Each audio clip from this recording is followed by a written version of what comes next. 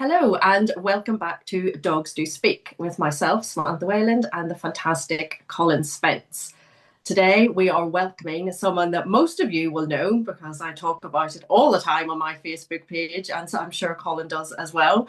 The fantastic Jamie Pound, who is the founder of the UK Sniffer Dogs. But I'm going to let him introduce himself and tell you all a bit more about Scentwork. Hi, Jamie. How are we doing? Thank you guys for having me on today. It's an absolute pleasure to come on and talk to you about my favourite things as well. So yeah, I'm Jamie from UK Sniffer Dogs. I also run Jamie Pound Dog Training. We teach pet dogs and pet dog trainers or pet dog owners and pet dog trainers to teach scent work to pet dogs for stimulation, fun, competition if you want to. But mainly, our goal is about enriching dogs' lives and giving dogs the outlet, giving owners the tools to give their dogs the outlet that they crave, which is using that nose. So, yeah, absolutely pleased, really pleased to be here to talk about it. So, Jamie, scent work has grown over the years. It's become absolutely huge. Yeah. Why does it work? Why should we all get involved in scent work? Oh, well, first of all, it is for every dog. Okay, a lot of people, when they think about scent work, we straight away think about our Labradors and our Spaniels running around like nutters searching for bombs and drugs and, serious side of stuff. But over the years, we've realised how much it benefits the dog's mental state. And this is all dogs. And we're talking these days about pet dogs in pet dog homes that are coming from working lines or have come from maybe some negative history, really. We see tons of rescues. So we see all sorts of different mixes as well. This is one of my things. I used to hate mixed breed dogs, to be honest. So go back 10 years ago, I'd look at a mixed breed. Oh, no, that's not a proper dog. But I've sort of embraced it a little bit now, especially as I do scent work, because when you see the dog working and bred to do what they were bred to do, it's amazing. And you can just sit back, and for me, I could watch it all day long, the different breeds.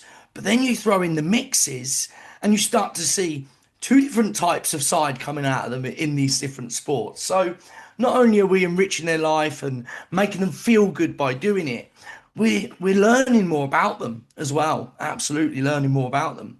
So I think everybody that has a dog should absolutely participate in scent work. I'd go as far as saying it's criminal if you don't let that dog sniff, yeah, or exercise that nose.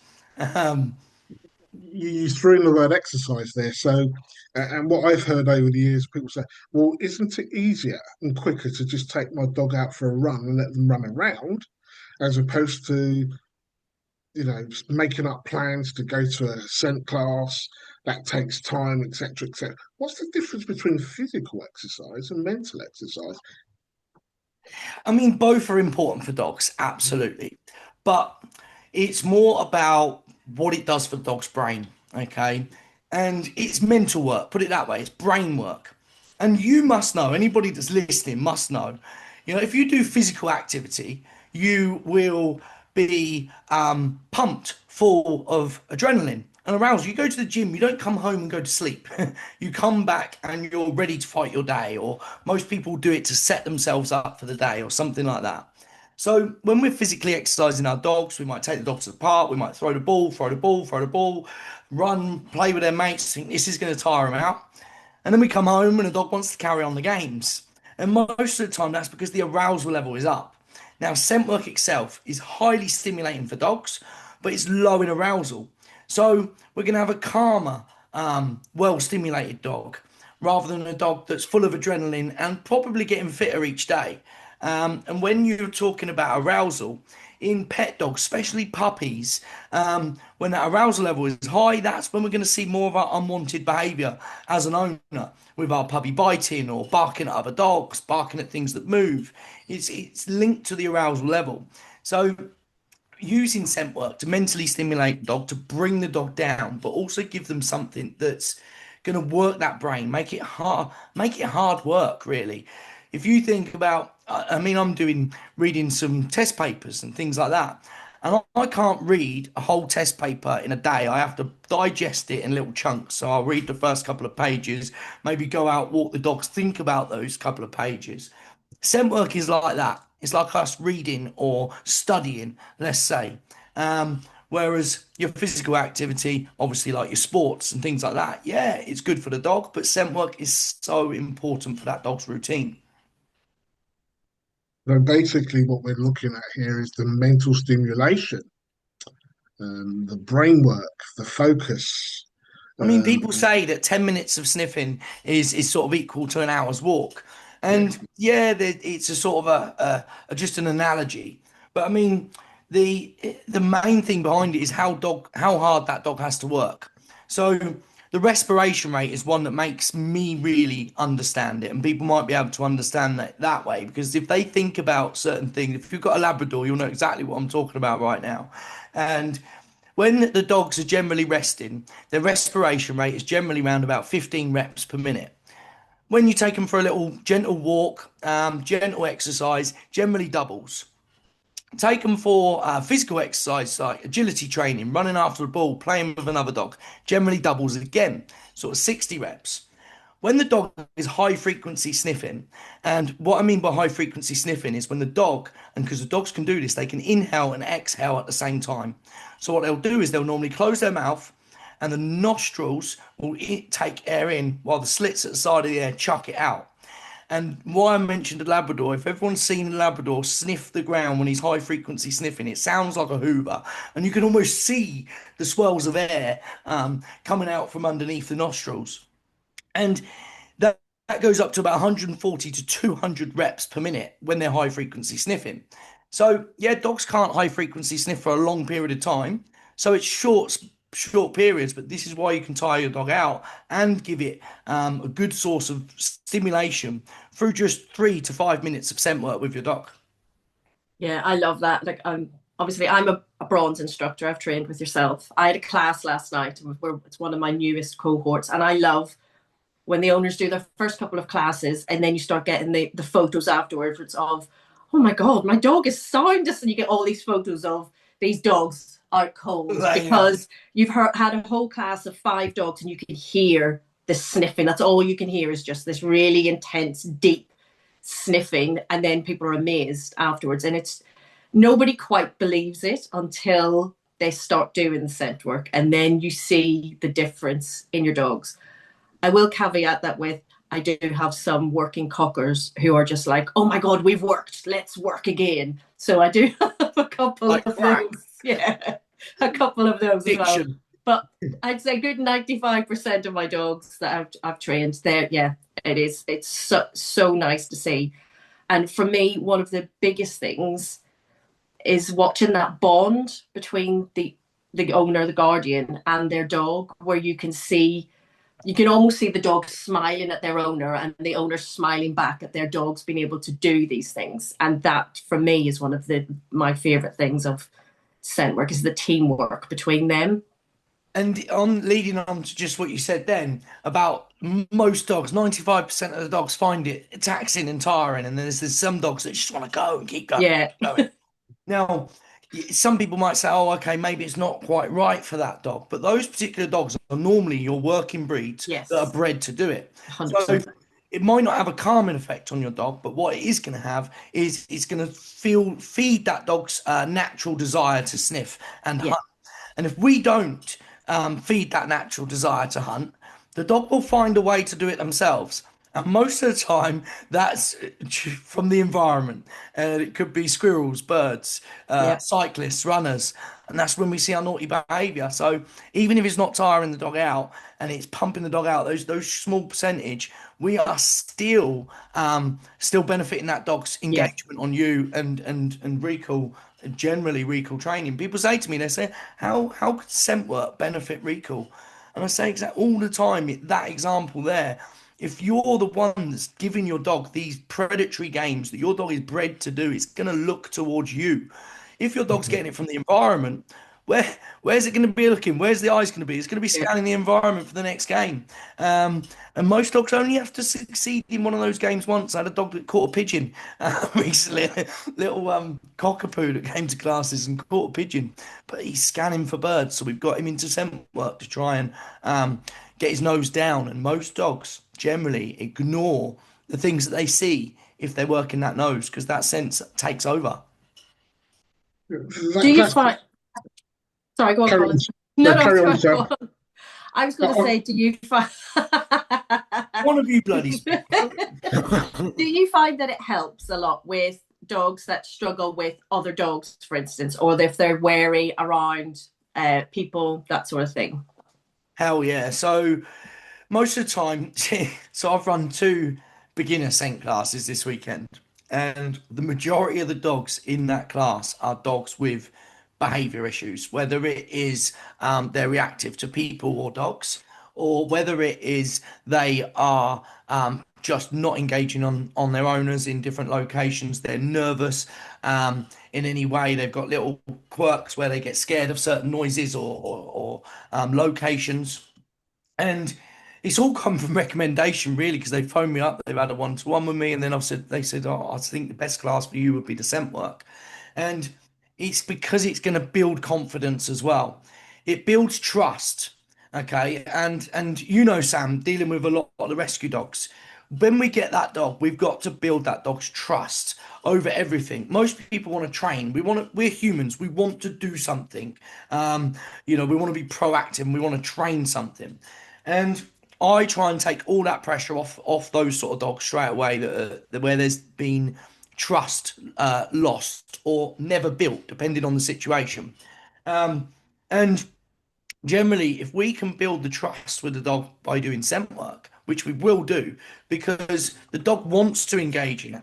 Hold on a sec. Phone never rings now, Jake. It always rings. So the if we can give the dog this game, they'll start to buy into us, and we'll see them start to relax in certain environments. I had a dog this week, so a German Shepherd came to me for a one-to-one reactivity towards people and dogs. It's fear, really fearful dog. If it's given the chance, it will escape. So it's not really a bite risk. It will run away from you. But it's limiting the dog's general life. The other dog that they've got goes out on walks and they have to leave this dog and take it different locations.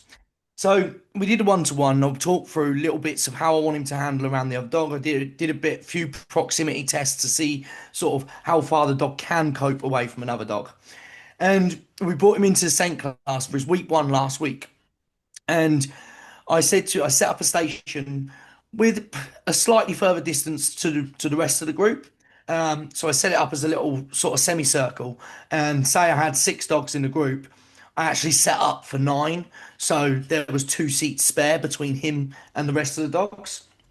And in that class, on the one-to-one, the dog was reacting to me and was reacting to my other dog. And yeah, we did a bit of work with it. But in that 1 hour class, the dog only reacted once. And it wasn't even towards me. The dog was fearful of me to start with, but once she realised that I was the person hiding her object that we wanted her to find, when I came close, the dog's behaviour changed. As I approached the owner to say, right, it's your go, you're going to bring the dog up. At the first instance, I was sort of being really careful as to how close I went because I didn't want to set her off before I first search. And I even got the owner to throw the object to me rather than me going and getting it off them, or I got him to leave it on his chair and walk away for the first couple of searches. On the fourth search, as I started walking towards, I just sort of lost my trail of thought because the dog had done so well, and it only reacted once.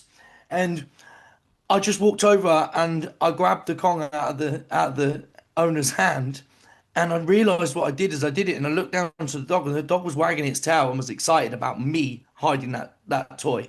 So just three repetitions of me not putting any pressure on the dog, but just me losing my trail of thought and just walking towards the dog. If the dog had reacted, it had reminded me, but because he hadn't reacted, I was like, whoa. But it was because the dog had now built a little bit of trust in me. Oh, this person's approached me a couple of times, nothing bad happened. But actually, what has happened is he set me up a really good search game. So now I want this person to approach. So it can happen so quickly as well. Um, and we've got to listen to the dogs, and we always bang on about body language and things like that. And a lot of us can read, a lot of us trainers can read that body language quite well. Um, but we've also got to talk to the dogs. And like you say, dogs do speak.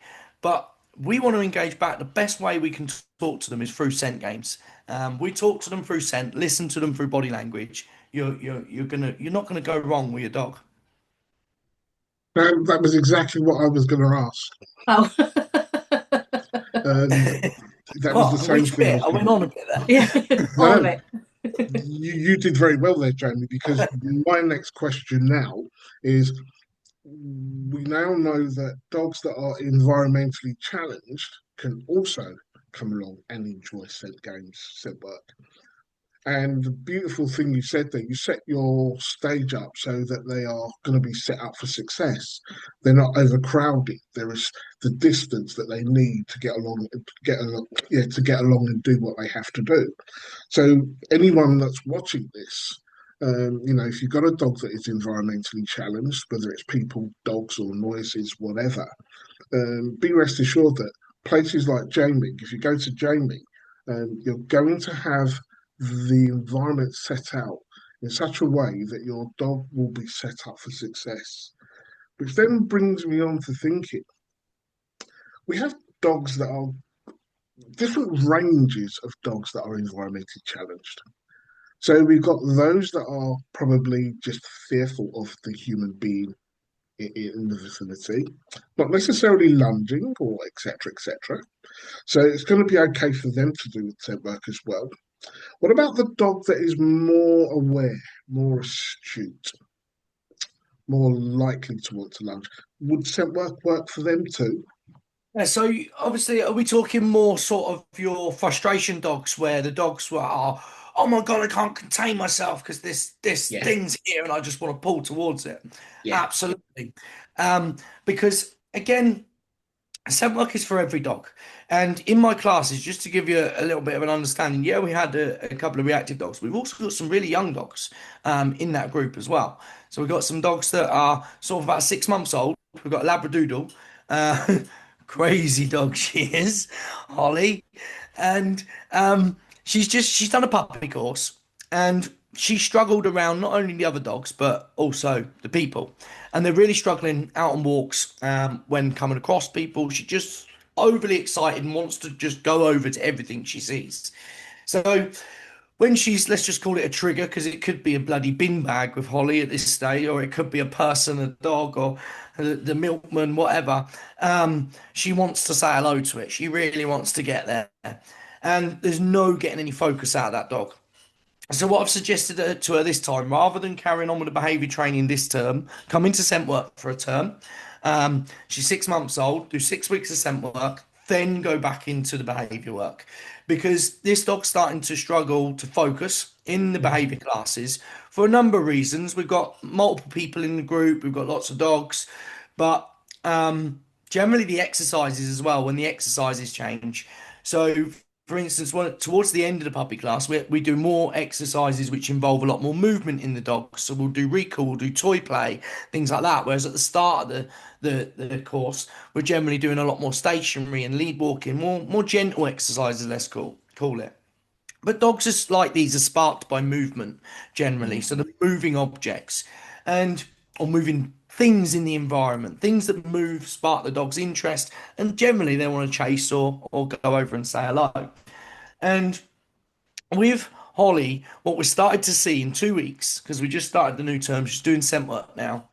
In the first week, yeah, it was difficult for her. Now, you guys know in scent work, we are looking to teach three things: scent recognition, indication, and search. Now, for Holly on week one, I wasn't worried about scent recognition. I wasn't worried about indication. All I wanted this dog to do was search. So, whatever the plan was, and our general plan of our UK Sniffer Dogs plan, I would be wavering off that slightly for Holly because I want her to search in the environment. Because the moment I start getting her searching in the environment, her arousal level and excitement is gonna lower around the triggers that are in the group.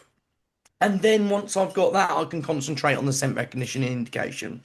Whereas the more green dogs that come in, we're going to be hitting them with scent recognition first, and then indication, and then we're going to go on to search work. And that's your normal plan. But for this particular dog, she's not going to concentrate in this class until we unlock that key to the game. And again, just like I was talking about recall earlier on, it's just going to put more engagement back onto the owner and take the focus off the triggers in the environment. So absolutely, it's going to help those dogs that are going to be pulling, lunging towards anything, um, because it's a game that comes from you, and most of the time it's a game that involves the dog's nose being down, and when the dog's nose is down, they generally ignore what's going on around them, and can cope with it better. Let's say let's not necessarily ignore it, but cope with it because there may be certain situations that they didn't cope with it before. So that absolutely happens all the time in the St. classes with these dogs, and I've got no doubt we got 4 more weeks left of this term. She'll smash it, and I reckon the owner will probably book her into both. Carry on with the scent work because he's enjoyed it so much, and do the behaviour training, and we'll get a better result in the behaviour training as a result of doing scent work first. That makes perfect sense.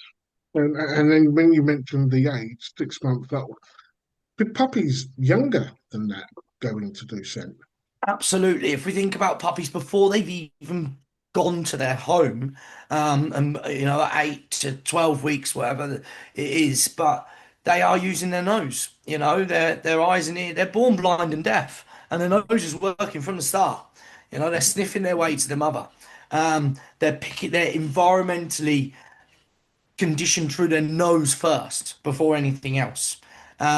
So puppies can absolutely do it, and we all know that the worst thing about owning a puppy is the puppy biting the hell out of you. So my biggest advice is to get the dog sniffing instead, because if you squeak like a dog, you're not going to stop it. If you, I've heard that in a bark like a dog, growl at a dog, you're not going to stop it. If you join in and start moving around, you're basically feeding the game. But if you can channel that dog's energy into nose work instead, then the dog can't sniff and bite you at the same time, and it's going to have that positive effect on their arousal level, which will result in less puppy biting. So, and we can't physically exercise these puppies as much as we can older dogs, but their brain, we can work that brain until they go to sleep. So, it's much better for them. And I'm hearing a lot of older dogs as well now. So I had a lady come up to me the other day, goes, "Oh, don't ever do agility with your dogs." And I was like, "Oh," because she saw I had a German Shepherd. And she's got a German Shepherd who's now about 12 years old and has got really bad hips and things wrong with it through years of doing agility. And she said to me, she said, "Don't ever do agility." I said, "I don't actually. Anyway," I said, "I do a lot of scent work." I said, "I'm lazy really. And I don't want to be running around a ring. I'd rather set the search up and let my dog do all the work." So no, he's never really done any agility. So I won't have to worry about that. That was because our dog got injured.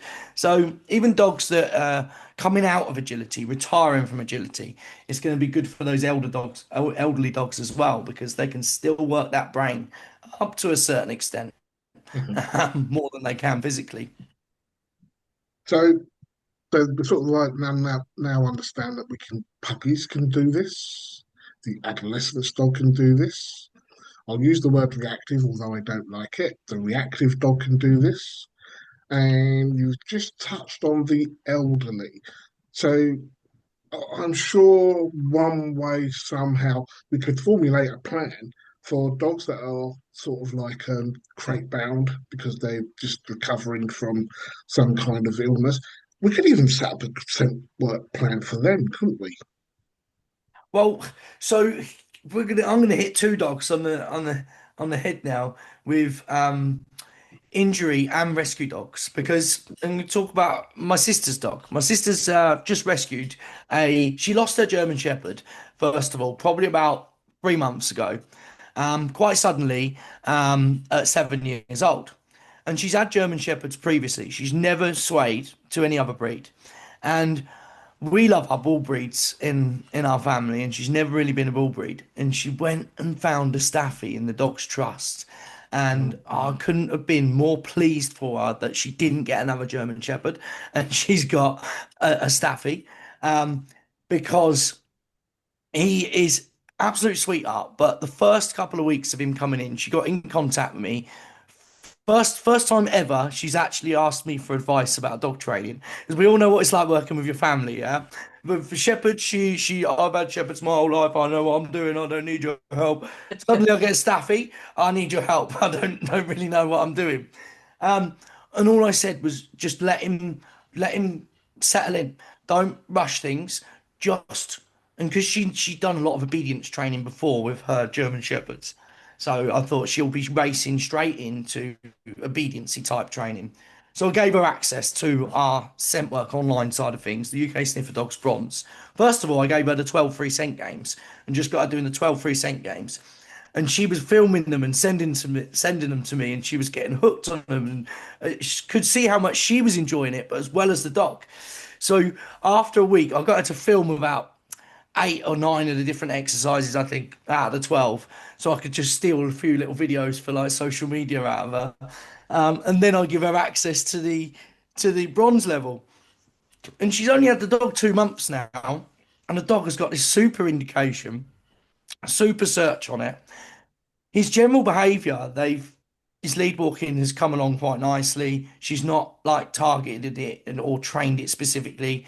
I think she's landed. He is a general sweetheart, but the scent work side of things, not only for him, it's benefited her and it's helped build that bond. And the worst thing, what I didn't want for her was getting this Staffy and her rushing things and doing what she would do with her other dog straight away, let's say, and just saying, right, the dog needs to walk, the dog needs to learn to walk nicely on the lead, the dog needs to learn to stay, needs to wait for its food. They would have been all the first things she'd have been working with this dog. And what I didn't want her to do was not build that bond first, because if she exposed the dog to something that the dog was scared of in that early period, that's going to have a negative effect on that bond. But they're getting on like house on fire, and it's like he's been there forever, and he's absolutely found his forever home in his first 2 months. They took him to the Peak District over summer, and he's brilliant. I'm loving watching it, and it's so good for that type of dog as well, because we all know that Staffies can get very excited very, very quickly. But he came to her in the dog's trust. He had an operation on his back leg. So she was also told by the dog's trust that she couldn't do much walking. So that helped my case because then I could say, right, do this instead. And she could see how much he benefited it. And even after his recovery now, she's still carrying on with the scent work, and it's absolutely benefiting his behaviour.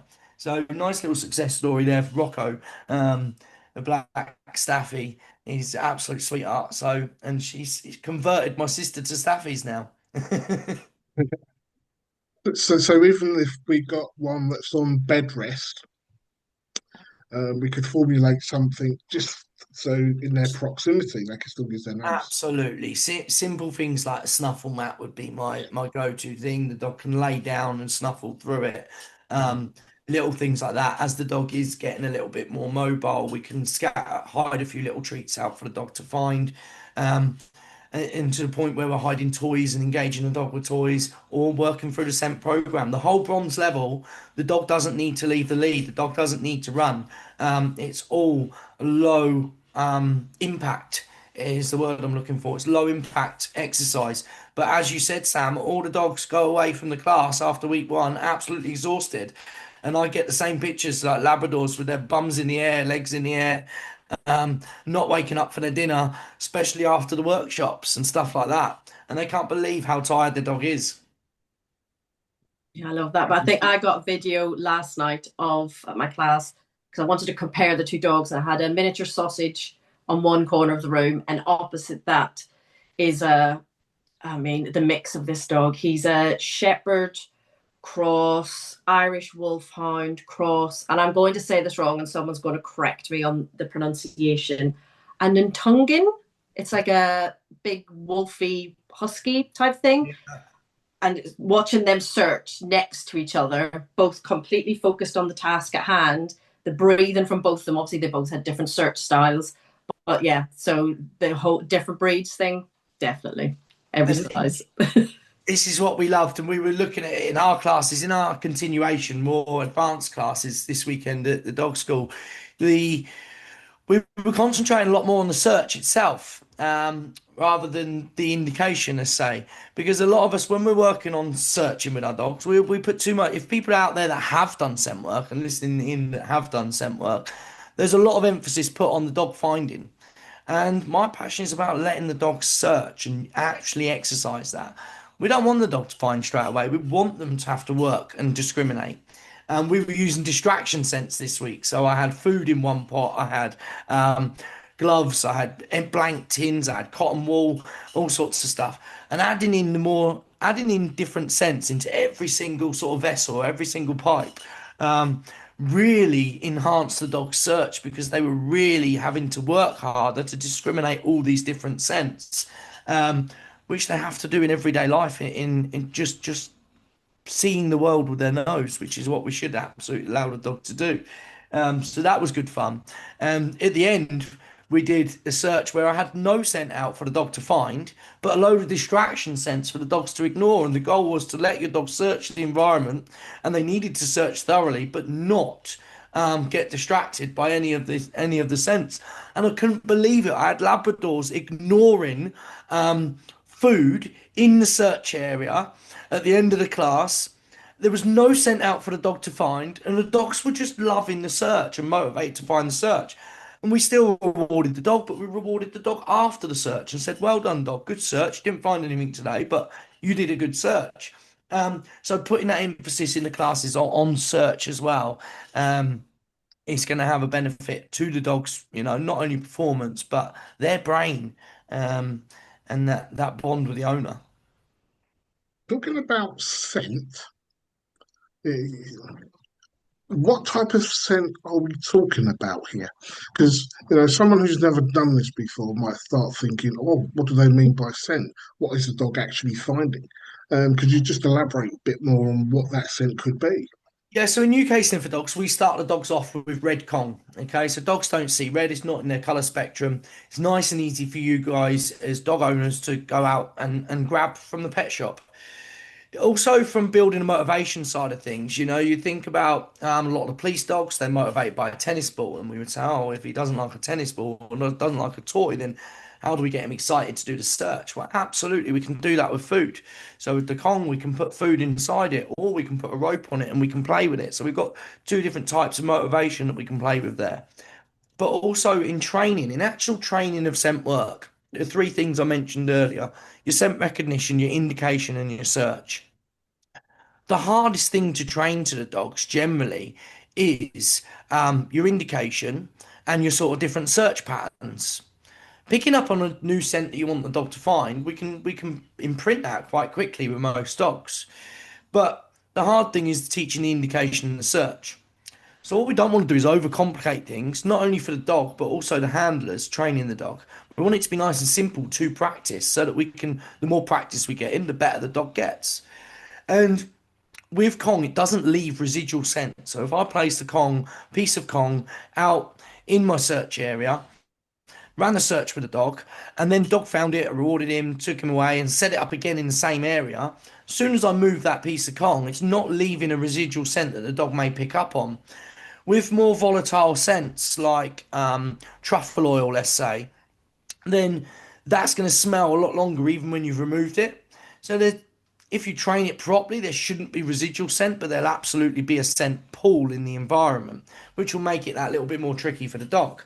So technically, truffle should be easier for the dog to find, but it's harder for the owner to practice. And if we can't practice, the dog can't get better. So think of it as a target. Your Kong is a target to teach your general behaviours first of the game, which is your scent recognition, your indication, and your search. Then we can imprint new scents quite quickly. And in UK Sniffer Dogs, we use scents that we know are non-toxic to dogs and easy for pet dog owners to get hold of. So we use gun oil, we use truffle oil, and we use Kong. We also use catnip within the searches as well. So it's all legal, safe and legal for you to work with. But personally, you could use anything. Anything is a scent, as long as it's safe and legal for you to do so. um, because I've trained Lily to find my keys. Okay, my old shepherd was trained to find my keys, and that's just done off my human scent. Um, so we can train the dogs to find, once they understand the game, we could say, right now I want you to find this instead. And we've just got, so it's the same search, same indication. We've just got to imprint the new odor. Um, and some people say, how many scents can the dogs detect? Oh, I think it's endless. I think it's generally down to the dog and how much practice you put in and how much training you do. But dogs can detect so many different scents. I would say that I would say it's very similar to how many words can you say? Yeah, that's probably that simple. Because everything in the world to a dog is a scent Yeah, before anything else. yeah. We are very visual. It's an object. It's this. It's that. It's a scent. Whether it's your phone, it's a scent. It's your khaki, it's a scent. Yeah. It's your glove, my glove, it's a scent to the dog. Dog poo, it's a scent. It does come back down to how motivated the dog is to use their nose and how much they enjoy the activity. Yeah, so when you say it's endless, I totally agree with you. It's absolutely endless, especially when we're looking at the spaniels, the labs. They are absolute nutcases, especially the springers that just want to work, work, and work. So I do totally agree with you there. But let's look at some people might think when we say anything, are there any odours that could be harmful? Yeah, so we know that citrus type scents are can be toxic to dogs. So I generally try and stay even for distraction odors. So at the weekend I was using little chicken biscuits. I used some general items that I would use in scent work, but not the actual scent itself. But I wouldn't go placing out, I don't know, lemon or citrus smells within the search area. Um, so generally, you want to stay away from scents that are going to be toxic to the dogs. You can use different essential oils, but again, some dogs are going to have different preferences Yeah. in that sense. So yeah, I would stay away from sort of citrus smell. I would use things that are going to be.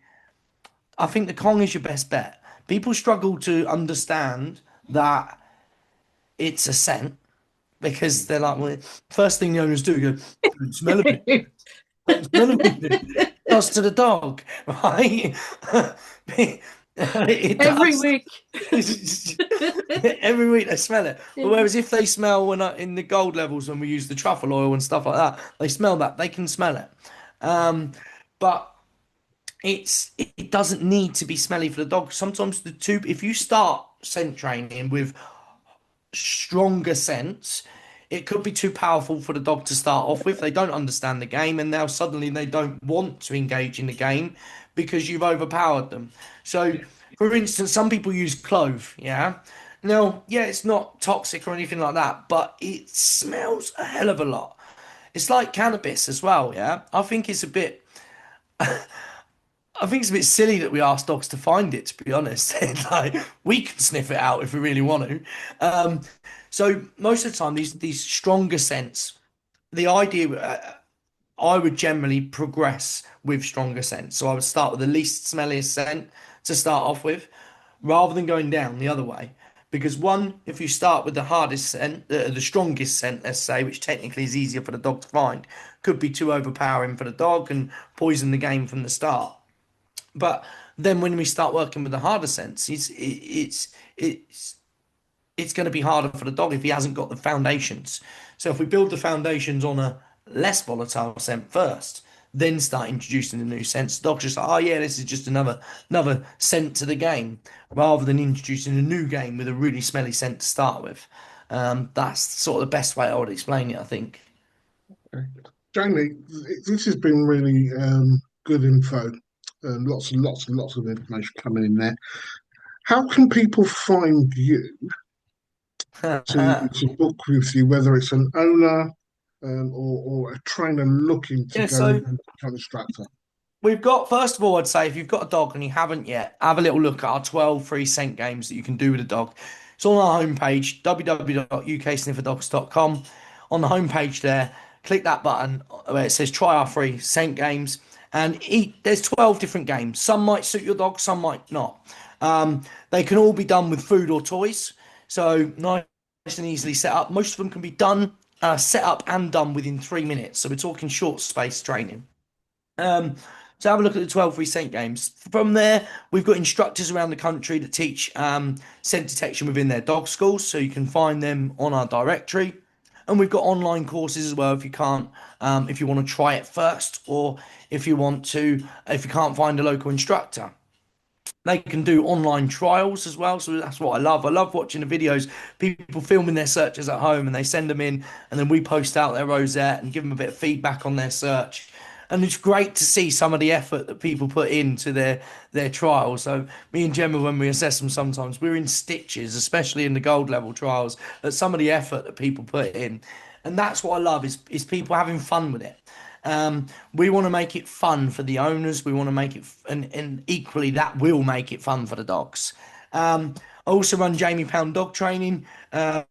So if you are within the Buckinghamshire, Hertfordshire area, because I'm right on smack bang on the border, then I do run the dog school there where I run in-person classes on puppies, behaviour and scent work. But yeah, that's about it.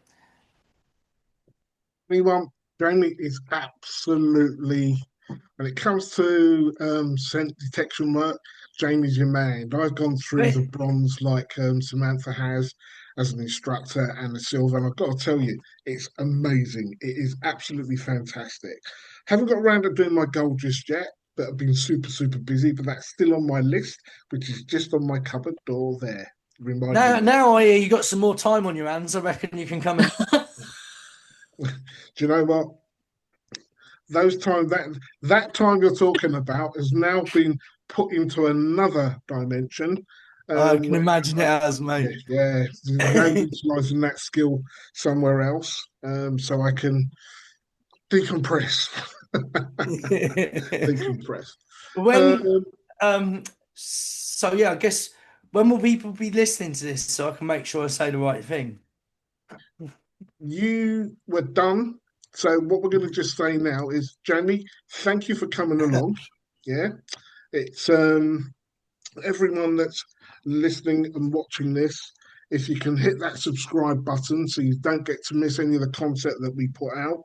And until the next time, it's goodbye from me and Samantha here at Dogs Do Speak.